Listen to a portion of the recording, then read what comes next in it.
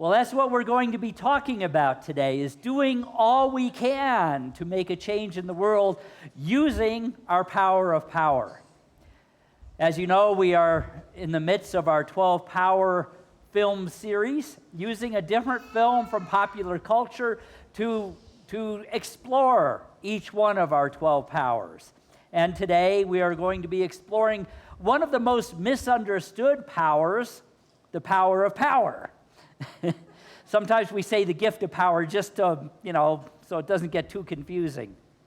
But what are our 12 powers for those of you who may not know? We believe, 12 key powers. We actually have an infinite number of powers, but we have 12 key powers that we use to create the world we live in our own personal experience, the world we coexist in as a community, as villages, as families, as nations, even as spiritual centers. Those powers are faith, strength, love, wisdom, power, imagination, understanding, will, order, enthusiasm or zeal, elimination or release, and the power of life. There's nothing magical about these powers, nor do you have to be a member of Unity to have these powers. In fact, every human being who has ever lived, is living, or ever will live has these powers. It's just that we explore them intentionally so that we can develop them. Charles Fillmore, our co-founder, along with Myrtle Fillmore, believed that in developing our 12 powers, we can more fully express our own Christ potential.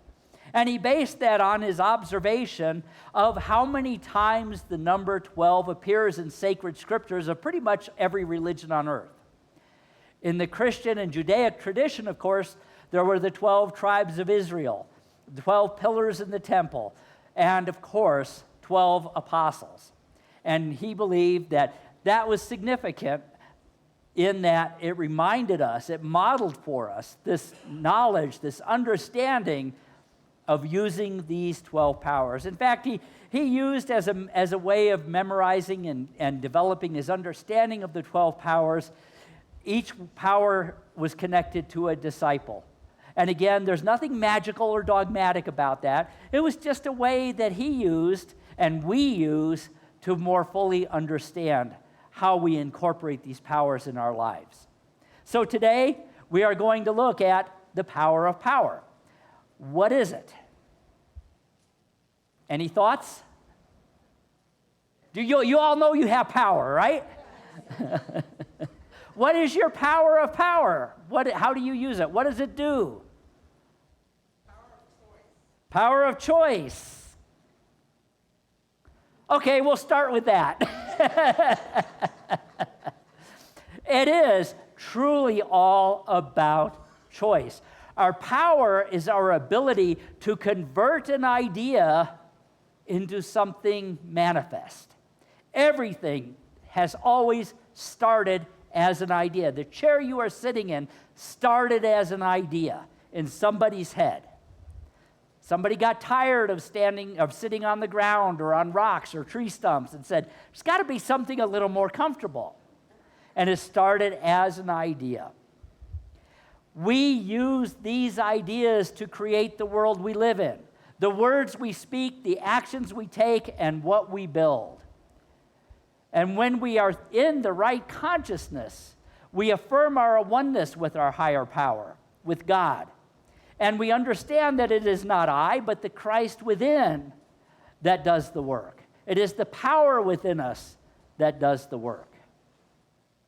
We use it. And we can choose, like you said, to use it for good or for something less than good. We can use it to build up or to tear down. And that's what our lesson today about power really is all about. How do we use it?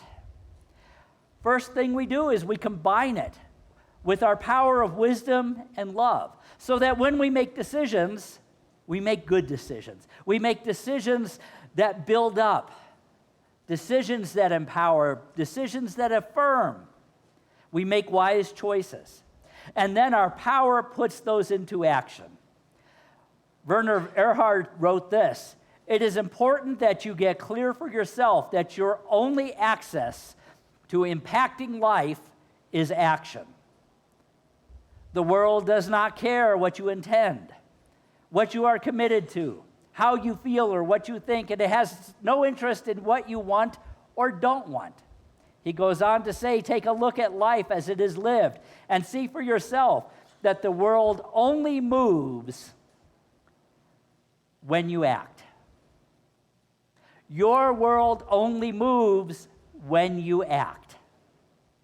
So our power then is in incorporating our choices into what we are building, making wise choices. How do we do this? Well, to live authentically means to be fully self-aware and self-actualized. Whoa, that sounds like a big thing, doesn't it? To be fully self-aware and self-actualized. Well, the good news is we are always fully self-aware and fully self-actualized to the level of our understanding in the moment. And so our goal then is to become more and more and more aware of who we really are and what we really are.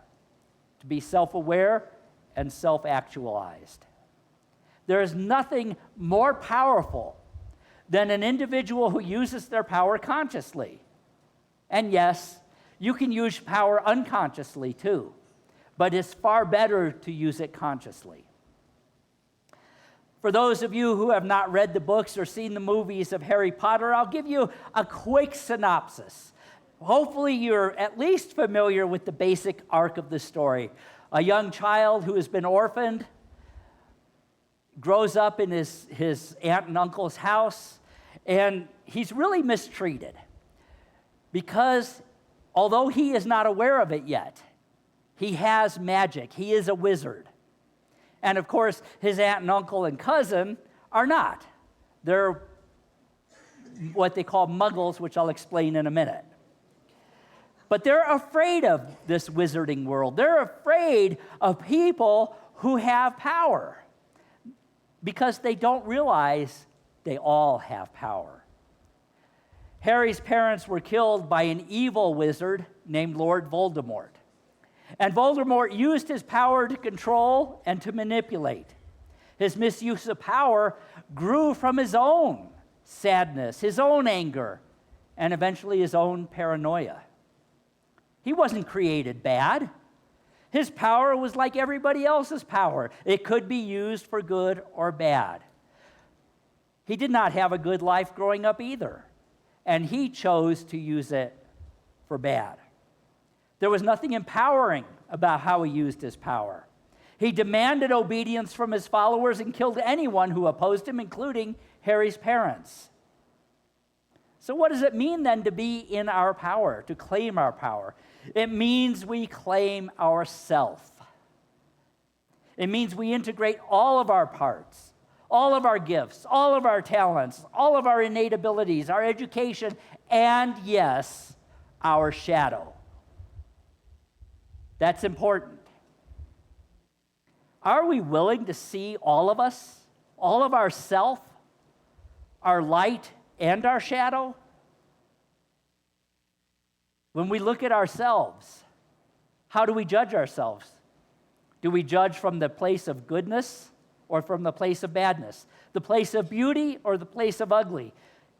Or do we understand that all of that is within each and every one of us? Voldemort had it all in him. He chose to focus on the shadow rather than incorporate and heal the shadow. What does all this mean to us?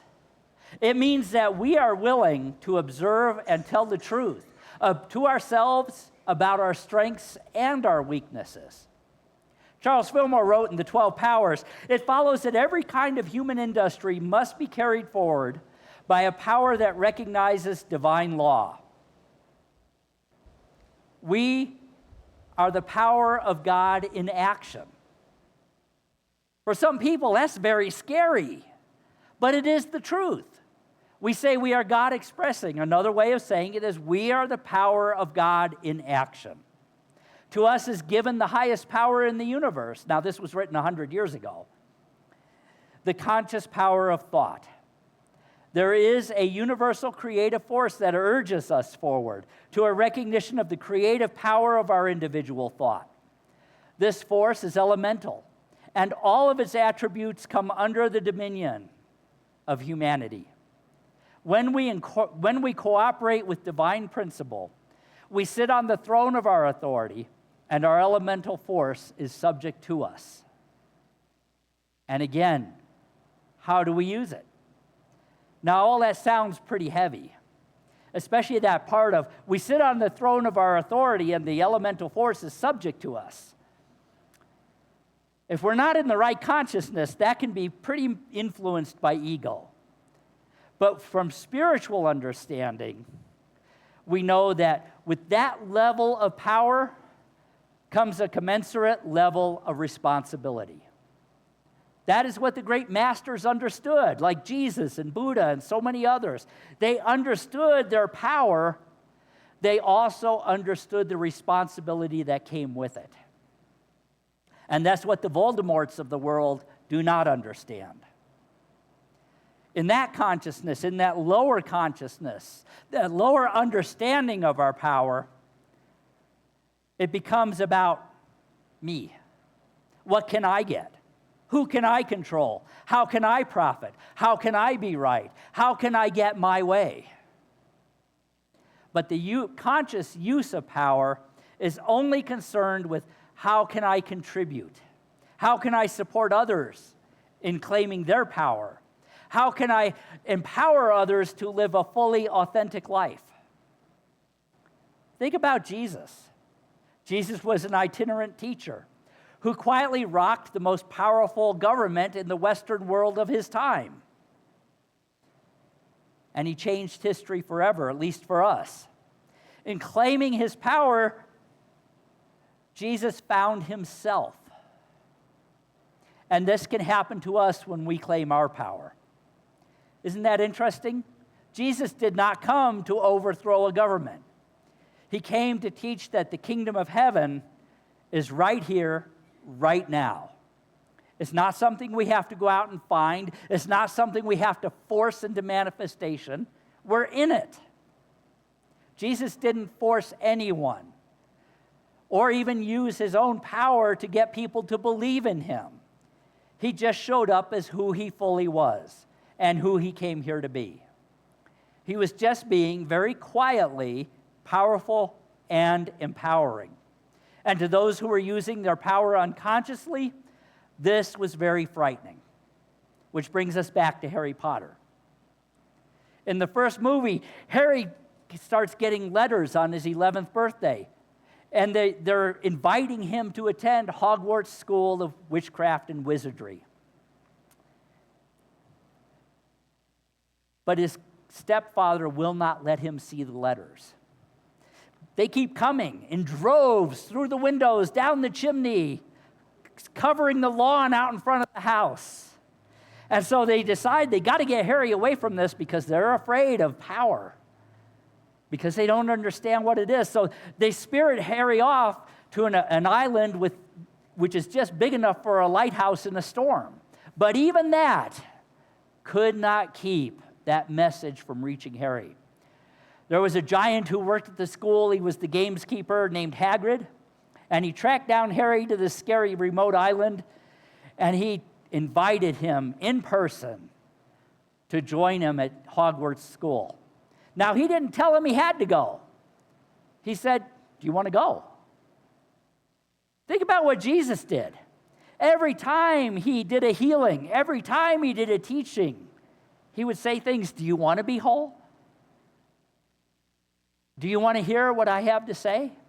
And there were times, one for sure that we know of, where they didn't. And he said, "Okay." And in the Bible, it says he shook the dust off his feet and went on. That was just a way of saying, not now, not here. They're not ready. That's okay. Well, Harry, you can probably imagine when he first becomes aware of what Hagrid is telling him. Hagrid says to him, "You, Harry, are a wizard." And Harry replies, No, you've made a mistake. I can't be a wizard. I'm Harry, just Harry." How many of us have done that? How many of us, in learning that we are created in the image and likeness of God, say, not me, I'm just me. I'm not made in the image and likeness of God. It's a mistake. How many of us have done the same thing? How many of us do the same thing? Imagine not knowing your own power. Can you imagine what it was like for Harry? If you've seen the movie or read the books, you know what it was like for Harry. All of a sudden, he finds out he's not just a regular person. He'll come to realize nobody is a regular person. But for an 11-year-old kid, this is a big revelation. How many of us, that's a big revelation? Think about it. Everyone in the world of magic knew who Harry Potter was, but he did not know who he was. And that power frightened everybody who wasn't in that world, what they call muggles. Muggles were people who did not know they were magical, who did not have that power. They had the potential for it, but they didn't have it because they didn't know it. In Harry's case, his family had gone out of their way to discourage him ever finding that out, and then throughout the rest of the series, ever using that power. How many of us live in a world where that happens? Or maybe we've done it to somebody, where we don't believe we have the power. Harry's family was afraid of his potential. Sometimes we're afraid of our own potential. Harry's family went out of their way to belittle him, to make him feel less than, to deny who he really was, until eventually the truth came out and he was told of his true nature.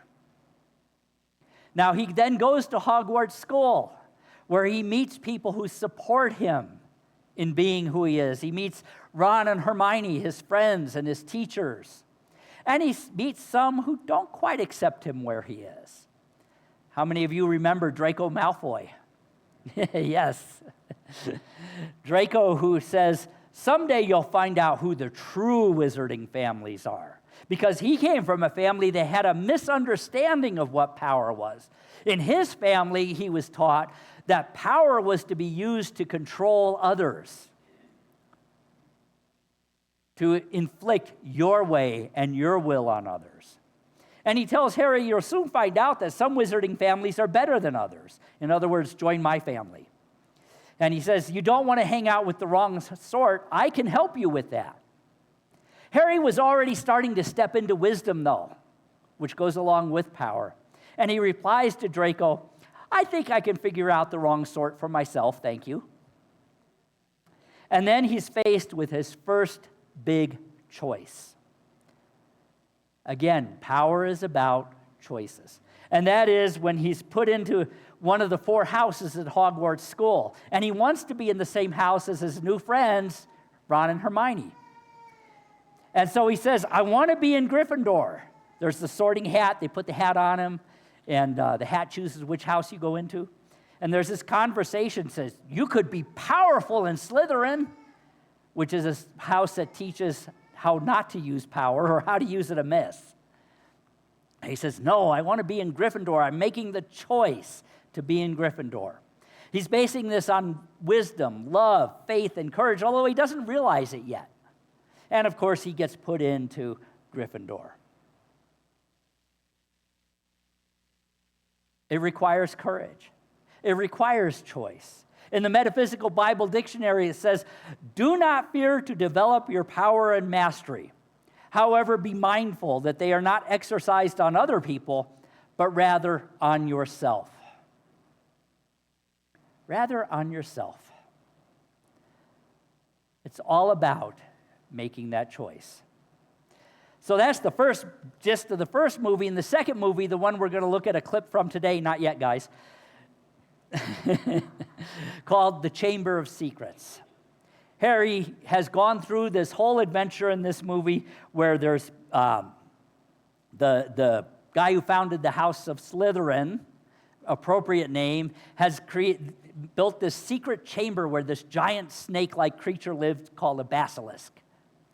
And anybody who looks on the basilisk is paralyzed.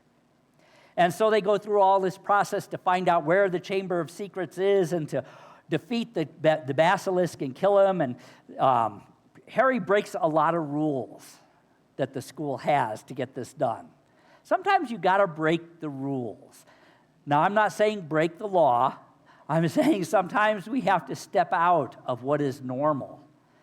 And so he has accomplished all of this. He's defeated the basilisk. He saved one of the other students, Ginny, and several others, and defeated one of the incarnations of Lord Voldemort. Now, Voldemort had different incarnations throughout the series of the movies, Horcruxes, they called them. This was one. And in that process, he just makes a startling discovery, a scary discovery. He discovers that he shares some of the same powers that Lord Voldemort has. So this scene that we're going to see takes place in the headmaster Dumbledore's office after he has done all of this. And he's questioning, what is this dark power I'm seeing? So would you play the clip, please? Show what we truly are. It is our choices. We see throughout Harry's journey in these books and movies, him learning more and more about his abilities, about developing his power of intention, and the abilities that Voldemort transferred to him. This learning requires that he embrace it all. And it is only when he embraces both his light and his darkness, both the abilities that he inherited from his parents and those he gained through Voldemort's attack, that he was able to step into his own full power. He grew to understand that what we deny persists. And until he was willing to overcome his fear of that darkness, the powers that Voldemort had transferred to him, his fear, his revulsion, and embrace them, that he was able to claim his power. Imagine the courage that would take.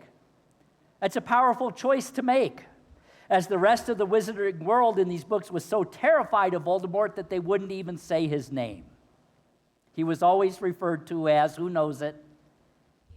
He who shall not be named, yes.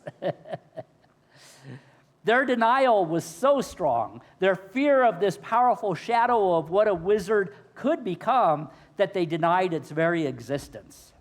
Which leads us to ask, what are we afraid to name? What are we afraid to see? Harry had the courage, the strength to call Voldemort by name, to acknowledge where wizards can go bad, and in so doing so, he claimed the power. Throughout the series, we see Harry and his friends supporting one another through many obstacles and triumphs, through joy and sorrow, and ultimately to the triumph of good over evil. The triumph of power used for good over power used for evil. That's the choice we make. And we truly step into our power when we recognize that power just is.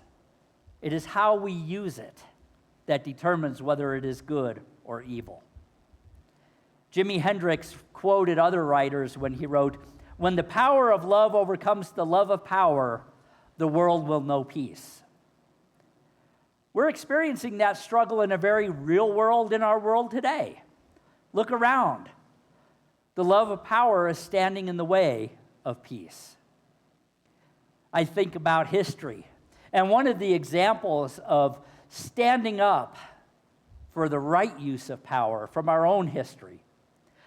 A little over 400 years ago, the first European settlers came here, fleeing religious intolerance and persecution and oppressive monarchy.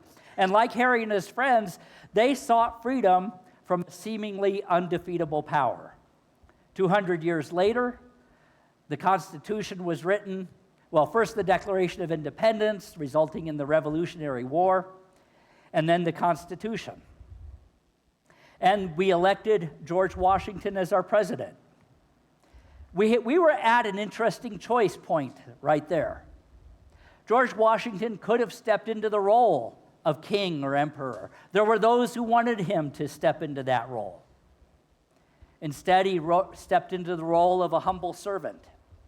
He recognized that he had great power, but with great power came great responsibility. And after he had served his 2 terms, he returned to his farm. He was one of the most powerful people in North America at the time. And yet, he let that power go when it was appropriate to let it go. He could have embraced the shadow. He could have claimed power to rule over others, but instead, he set it down. That's the power. Now, I know, for those of you who might observe, that George Washington was not perfect. That's a given. He was a rich white man who owned slaves. That is part of our history and part of our country's DNA. That is the shadow part of it. And for a long time, we refused to look at any of that. And yet, we are beginning to understand more and more and more as individuals and as a nation that we are all a mixture of dark and light, of shadow and grace. And we can choose to let the light shine.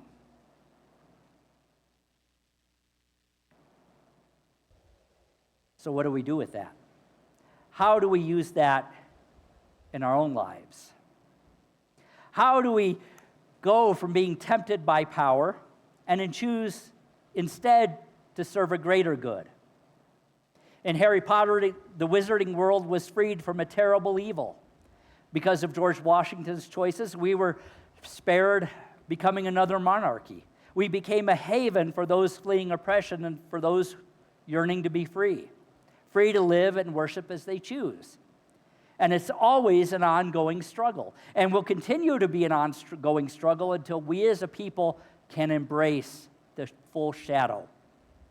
For us personally, it will always be a struggle until we can embrace our own shadows.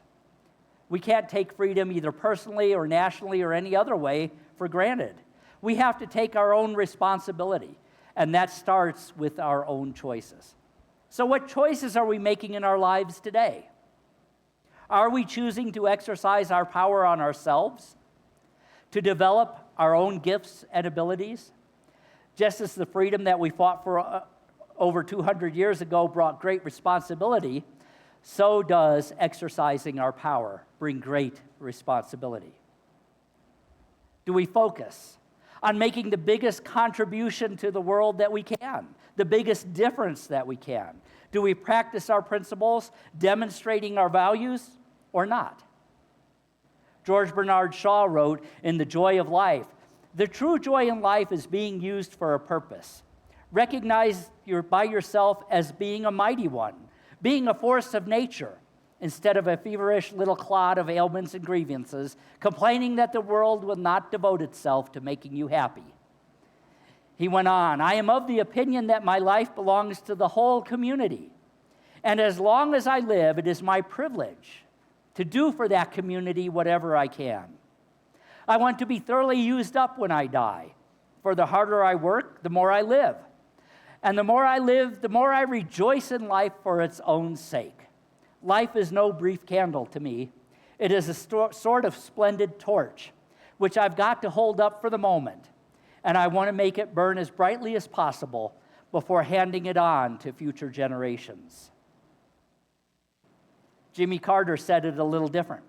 "My faith demands that I do whatever I can, wherever I am, whenever I can, and for as long as I can.